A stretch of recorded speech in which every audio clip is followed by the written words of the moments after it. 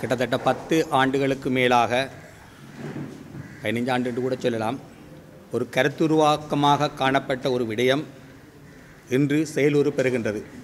தமிழ் பொது வேட்பாளர்.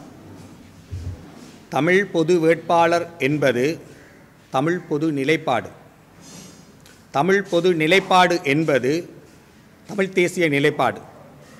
தமிழ் தேசிய நிலைப்பாடு என்பது தாயகத்தின் ஒருமைப்பாட்டை கட்டி காப்பது. அந்த அடிப்படையில் தாயகத்தின் ஒருமைப்பாட்டை கட்டிக்காக்கும் நோக்கத்தோடு கிழக்கிலிருந்து ஒரு வேட்பாளர் தமிழ் பொது வேட்பாளராக நிறுத்தப்பட்டிருக்கிறார். தமிழ் மக்கள் இன்றைக்கு பல கூறுகளாக சிதைக்கப்பட்டிருக்கிறார்கள். இவ்வாறான ஒரு பின்னணியில் தமிழ் மக்கள் மத்தியில் ஒரு பலமான ஐக்கியத்தை கட்டியெழுப்பும் நோக்கத்தோடு அதன் குறியீடாக கிழக்கிலிருந்து ஒரு வேட்பாளர் நிறுத்தப்பட்டிருக்கிறார். கிழக்கு தமிழ் மண்ணிலிருந்து தமிழ் பொது வேட்பாளர் என்கிறவர் ஒரு குறியீடு. அது ஒரு நபரை குறிக்காது.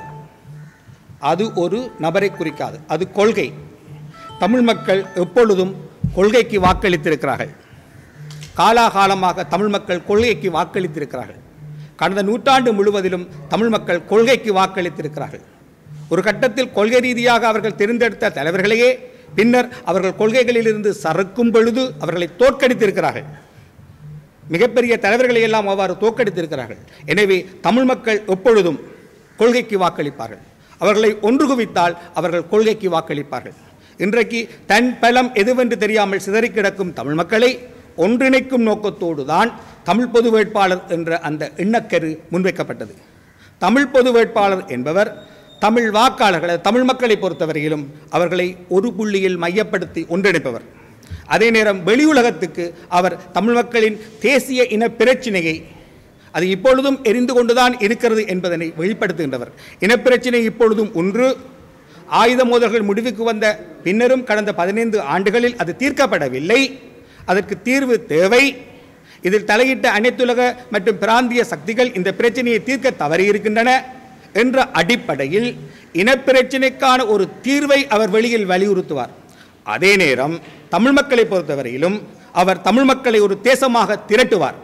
தமிழ் மக்கள் அவ்வாறு தேசமாக திரள்வார்கள் என்பதற்கு கடந்த நூற்றாண்டு முழுவதிலும் உதாரணங்கள் உண்டு. அந்த அடிப்படையில் தான் இப்பொழுது தமிழ் பொது வேட்பாளர் என்ற அந்த எண்ணக்கரு செயலுறு பெறுகின்றது.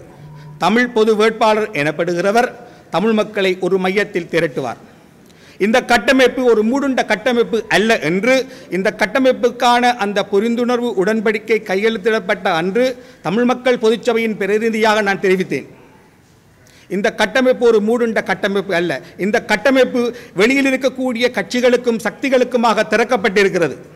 இந்த கட்டமைப்புக்குள் இனிமேலும் தமிழ் தேசிய சக்திகள் இணையலாம். ஏனென்றால் தமிழ் மக்களை பொறுத்தவரை பொது நிலைப்பாடு என்பது ஒரு தமிழ் தேசிய நிலைப்பாடு தான். ஒரு தமிழ் பொது வேட்பாளரின் வெற்றி என்பது ஒரு வாக்களிப்பு அலையை எழுப்புவதில் தான் தங்கியிருக்கிறது. தமிழில் கடந்த நூற்றாண்டு முழுவதிலும் தோன்றிய வாக்களிப்பு அலைகள் பெரும்பாலானவை தமிழ் தேசிய வாக்களிப்பு அலைகள் தான். எனவே ஒரு தமிழ் தேசிய வாக்களிப்பு அலையை உருவாக்கப் போகிறோம் என்று சொன்னால் வெளியில் இருக்கக்கூடிய தமிழ் தேசிய நிலைப்பாட்டை கொண்ட கட்சிகளையும் தரப்புகளையும் உள்வாங்க வேண்டும். ஒரு பரந்துபட்ட தளத்தில் தமிழ் ஐக்கியத்தை கட்டியெழுப்ப வேண்டும். தமிழ் மக்கள் ஒரு குரலில் நாங்கள் யார், எங்களுடைய விருப்பம் என்ன என்பதனை வெளியுலகுக்கு சொல்லும் பொழுது அதற்கு ஒரு அழுத்தம் இருக்கும், அதற்கு ஒரு பலம் இருக்கும். அந்த பலத்தின் குறியீடாகத்தான் தமிழ் பொது வேட்பாளர் இங்கே முன்வைக்கப்படுகின்றார். தமிழ் பொது வேட்பாளரை முன்வைத்து கடந்த 15 ஆண்டுகளுக்கு மேலாக சிதறிக்கொண்டிருக்கும் ஒரு மக்களை ஒன்று திரட்ட வேண்டும். அவ்வாறு ஒன்று திரட்டுவதற்கு ஊடகங்களாகிய நீங்களும் ஒத்துழைக்க வேண்டும். ஊடகங்களின் கைகளில் தான் இருக்கு. இன்றைக்கு பங்களாதேஷில் நடப்பது, கென்யாவில் நடப்பவை, இவைகளை எல்லாம் தொகுத்து பார்க்கும் பொழுது சமூக வலைத்தளங்களின் காலம், யூடியூப்களின் காலம். ஒரு தேசத்தை திரட்டுவதில் ஊடகங்களுக்கு பெரிய பங்கு உண்டு. இந்த அடிப்படையில் ஒரு தேசத்தை திரட்டுவதற்கு தமிழ் தேசிய நிலைப்பாட்டை கொண்ட எல்லாரையும் ஒரு புள்ளியில் கொண்டு வந்து இணைப்பதற்கு ஒரு வேட்பாளர் இப்பொழுது உருவாக்கப்பட்டிருக்கிறார். இவர் ஒரு குறியீடு. இது தமிழ் ஐக்கியத்தின் குறியீடு. இந்த தமிழ் ஐக்கியத்துக்கூடாக நாங்கள் ஒரு குரலில் உலகத்துக்கு எங்களுடைய பிரச்சனையை எடுத்துச் செல்வோம். எனவே தமிழ் பொது வேட்பாளரின் வெற்றி எனப்படுவது ஒரு தமிழ் தேசிய வாக்களிப்பு அலையை உருவாக்குவதில் தான் தங்கியிருக்கிறது என்ற அடிப்படையில் இந்த கட்டமைப்பு தமிழ் தேசிய நிலைப்பாட்டு கொண்டு அனைவருக்குமாக திறக்கப்பட்டிருக்கிறது. எதிர்காலத்தில் இந்த கட்டமைப்புக்குள் வெளியில் இருக்கும் தரப்புகளும் இணைய வேண்டும். இணைவதன் மூலம்தான் நாங்கள் தமிழ் மக்களை ஒரு மையத்தில் திரட்டலாம். தமிழ் மக்களை ஒரு பலமான அரசியல் ஆக்க சக்தியாக மாற்றலாம். அந்த ஆக்க சக்தியானது பலமான ஒரு பேரம் பேசும் சக்தியாக மாறும் பொழுது இனப்பிரச்சினை தீர்க்கப்படவில்லை, இனப்பிரச்சினைக்கு தீர்வு வேண்டும் என்பதனை அது உலகத்துக்கும் தென்னிலங்கைக்கும் தெளிவாக எடுத்துச் சொல்லும். நாங்கள் தந்தை செல்வா கலையரங்கில் கூடியிருக்கிறோம். இந்த கலையரங்கில் தான் நாங்கள் அந்த புரிந்துணர்வு உடன்படிக்கையும் எழுதினோம். தந்தையின் சிலை பின்னுக்கு உண்டு. அவர் ஒரு புரட்டஸ்தாந்து கிறிஸ்தவர்.